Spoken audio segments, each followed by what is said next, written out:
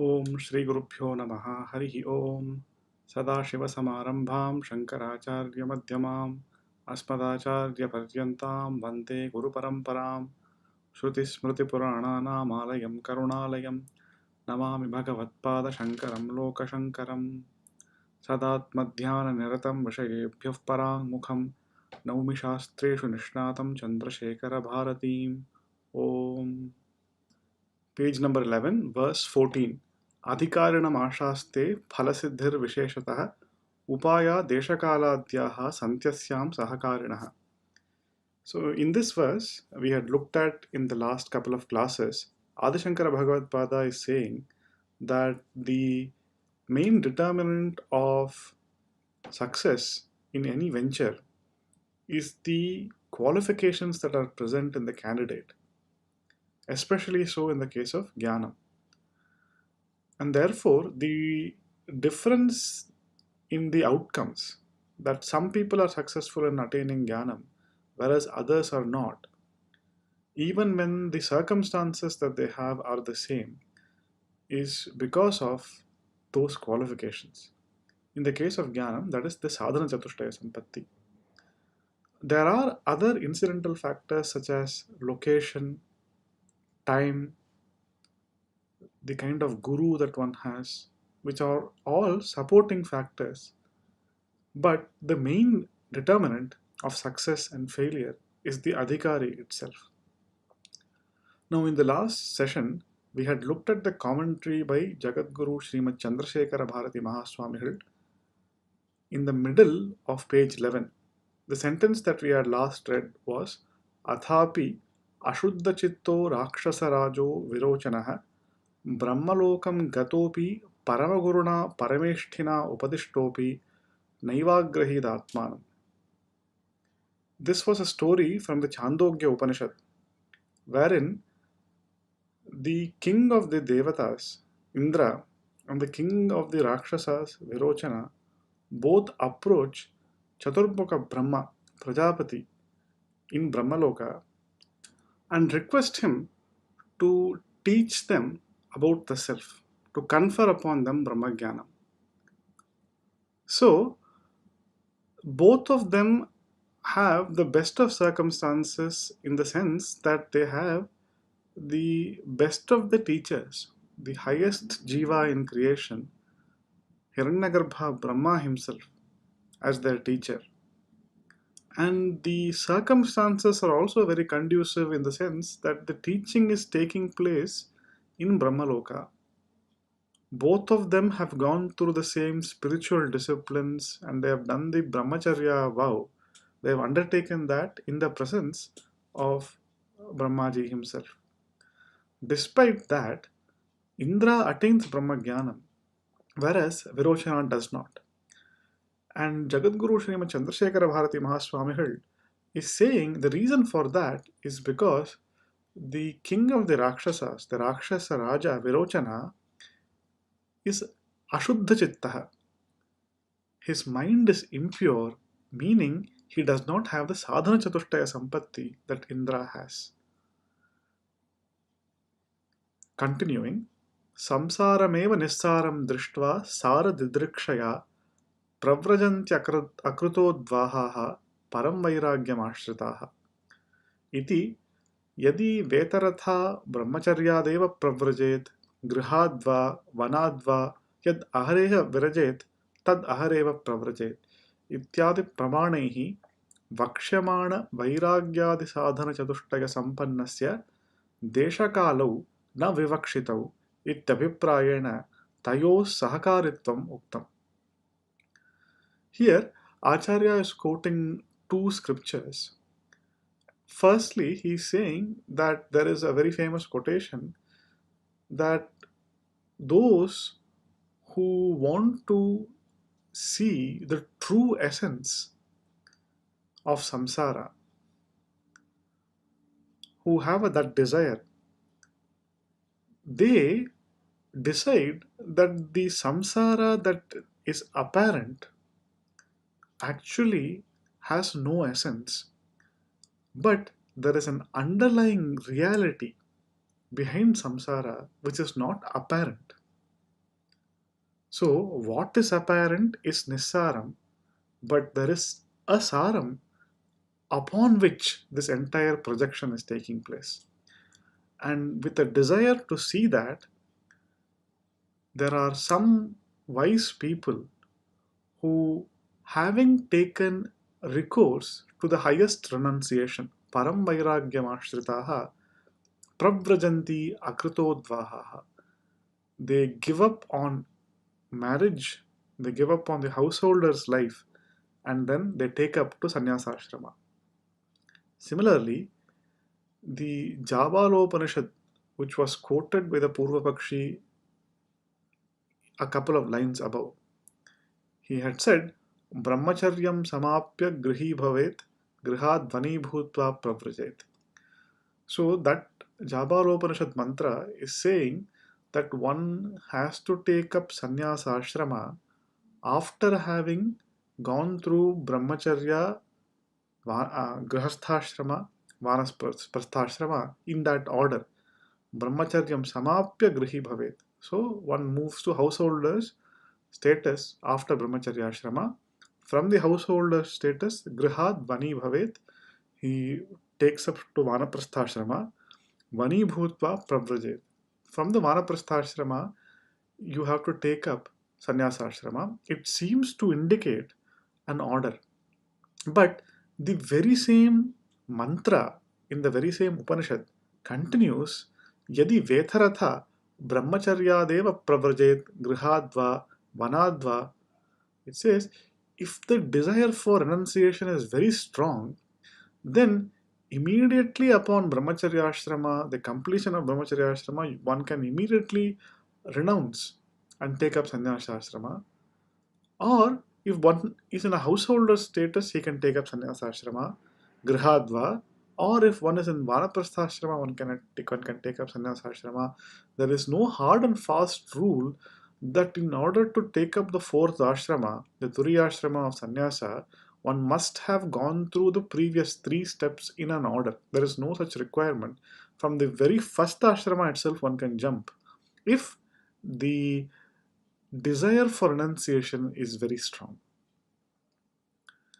So, what Acharya is saying, ityadi pramanaihi bhakshyamana vairagyadi sadhana chatushtaya sampannasya deshakalau na vivakshitau.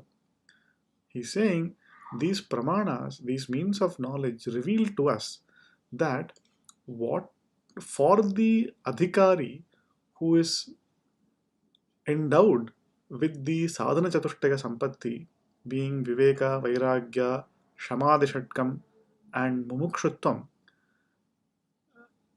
for such a person, deshakalau na vivakshitau, there is no requirement that they have to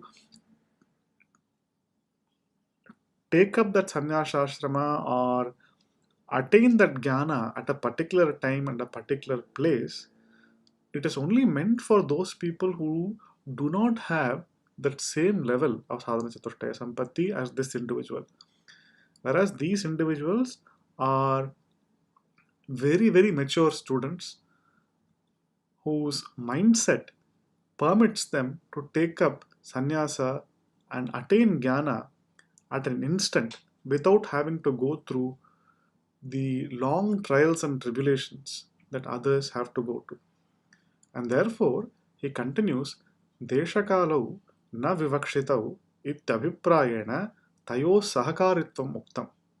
Therefore, with such an abhipraya, with such an intention, Adi Shankara Bhagavad in this verse has used the word Deshakaladhyaha Santyasyam Sahakarinaha.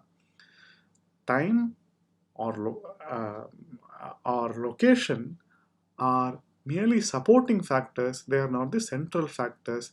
Tayoho Sahakaritvam Muktam. Continuing, Ata eva Vidvan Sanyasta Bahyartha Sukhasprihas San iti Viveka Vairagye Brahmatmanavasthana Rakshana Moksha Sakshad Hetubhuta Samyak Darshana Nishtartham Moksha Sadhanopadeshaka Gurupasadana Purassara Tad Upadishtartha Manas Samadhane Hetu Krite. Now, a few verses before, In the Vivekachudamani itself, Adi Shankara Bhagavatpada had said, Vidvan Sanyasta Vahyartha Sukasprahasan. The wise person renounces the desires for external happiness, happiness that is gained through Vishaya Sukham, through Vishaya. So he renounces such a desire, and with that, with those words, what is the intent? Acharya is saying that through the attainment of Viveka and Vairagya, Viveka being the discerning, discriminating intellect, which is able to clearly differentiate between what is real and what is unreal, differentiate between what is the self and what is not the self. And Vairagya refers to a renunciation, a dispassion, a lack of interest in worldly things. And through the attainment of Viveka and Vairagya, one attains a equanimity of the mind, because the disturbance of the mind is because of a lack of Viveka and a lack of Vairagya. Why is the mind agitated? Because of two things. The mind considers external objects to be the source of joy, and it considers those external objects to be real and such a joy to be real. So, the desire for that joy from external objects indicates that Vairagya is absent, and the inability to understand that such a joy is merely ephemeral, and that the objects that one considers to be external are ultimately non existent. That knowledge is not there. And so that indicates the lack of Viveka. So a mental agitation is because of a lack of Viveka and a lack of Vairagya. And what is the opposite corollary? The presence of Viveka and Vairagya confers upon the mind the equanimity, the focus that is necessary to attain jnana. And with such a mind, which is calm, focused, and is able to do the deep Shravanam, Mananam, and Nididhyasanam that is required for jnana, with such a mind, one is able to attain that jnana. And therefore, he says that the cause for moksha is samyak darshana nishtha, or the abidance in that, in the right knowledge of oneself. And by the practice of that abidance, one ultimately takes up or claims the status of Brahma, and consistently and naturally abiding in that status of Brahma. Brahmatmanavasthana lakshana moksha is the nature of moksha. So therefore, the sadhana that one performs becomes the natural state itself. So once one is in the advanced stages of Jnana Marga, one invokes the Aham Brahmasmi knowledge. One invokes that knowledge and abides in that knowledge. And once one has attained moksha, the mind naturally rests in that knowledge. There is no effort required for it. And so what is the locus of that knowledge? The locus of knowledge is the mind. And therefore, having a mind which has that equanimity is very, very important. And that's what he's saying. Viveka Vairagye Brahmatmanavasthana Lakshana Moksha Sakshad Hetubhuta Samyak Darshana Nishthartham. In order to attain the Samyak Darshana Nishtha, which is the direct means for the moksha, whose nature is the natural abidance in the identity of the self as Brahman, the natural presence of the knowledge that Aham Brahmasmi. Just like one mistakenly considers oneself to be a human being. Does one have to wake up every morning and remind oneself to be a human being? No. One automatically assumes that when one wakes up. Similarly, in the case of a jnani who has attained that moksha, he naturally abides in the knowledge that he is Brahman. And therefore, to commence upon the Samyak Darshana Nishtha, one needs to have the Samyak Darshana, the Jnana. And how to attain the Jnana? He says, Moksha Sadhanopadeshaka Gurupasadana Purassara Tad Upadishtartha Manas Samadhane Hetu Krite. That is, one approaches a Guru, gets the Upadesha, which is the sadhana for the moksha. He gets the teaching of that identity. And once one has received that teaching, one assimilates the teaching, having that mind in which equanimity is present, in which calmness is present. So, therefore, the mind is relaxed and focused. The problem that we have today is that the mind is scattered, not focused, and agitated. And therefore, to attain the state of mind that is required in order to assimilate the teaching that the Guru has given us, one needs to have Viveka and Vairagya. And that is what is being indicated. That Viveka and Vairagya are the causes for the equanimity of the mind, which is necessary to assimilate the teaching which has been given by the Guru, so that one has Samyak Jnana. And once one has got Samyak Jnana, or that knowledge of the identity, one abides in that Samyak Jnana, or a state of Samyak Jnana, Samyak Darshana Nishtha or Samyak Jnana Nishtha, as a result of which one attains moksha. So that is the sequence. Continuing, Etadrisha Manas Samadhanasya Shamadamoparathi Titiksha Shraddhanam Abhave Asambhavat Mukti Tadartham Prayatna Asambhavacha Ato Vimuktyai Ityadya Shloke Viveka Vairagya Shamadhi Shatka Mumukshutvanam Jigyasa Sadharana Hetunam Suchanam Kritameva. That mental equanimity, Etadrisha Manas Samadhanasya Shamadamoparathi Titiksha Shraddhanam Abhave Asambhavat. He says, the mental equanimity that we are talking about is not possible if one does not have the Shamadhi Shatkam. So, the Shamadhi Shatkam comprise 6 characteristics of the mind. Shama being control of the mind, Dama being control of the senses, Uparati being sannyasa or renunciation, a reduction of activities, Titiksha being forbearance, Shraddha being faith. So, out of the 6 factors, 5 factors have been mentioned. The 6th factor is Samadhana, or the equanimity that we're talking about. So, what Acharya is saying, in order to attain that mental steadiness, mental equanimity, one needs to have attained all the other 5 factors beforehand, being Shama, Dama, Uparati, Titiksha, Shraddha, etc. So, without all those things, one will not have a steady mind.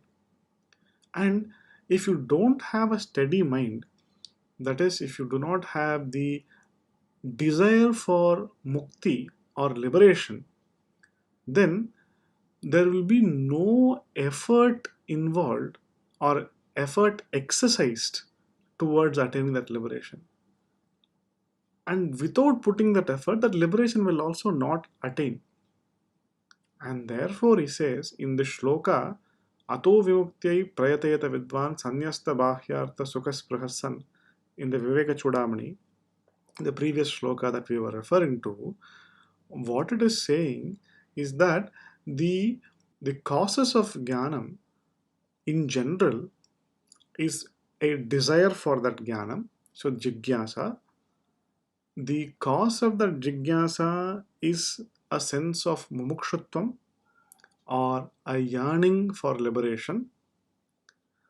The cause of mumukshutvam is the shamadhi shatkam, is the shama, dama, uparati, titiksha, shraddha, which then leads to samadhanam. The cause of that shamadhi shatkam being present is viveka and vairagya. The sense of dispassion being vairagya, and the intellect to discern between the self and the non-self being viveka.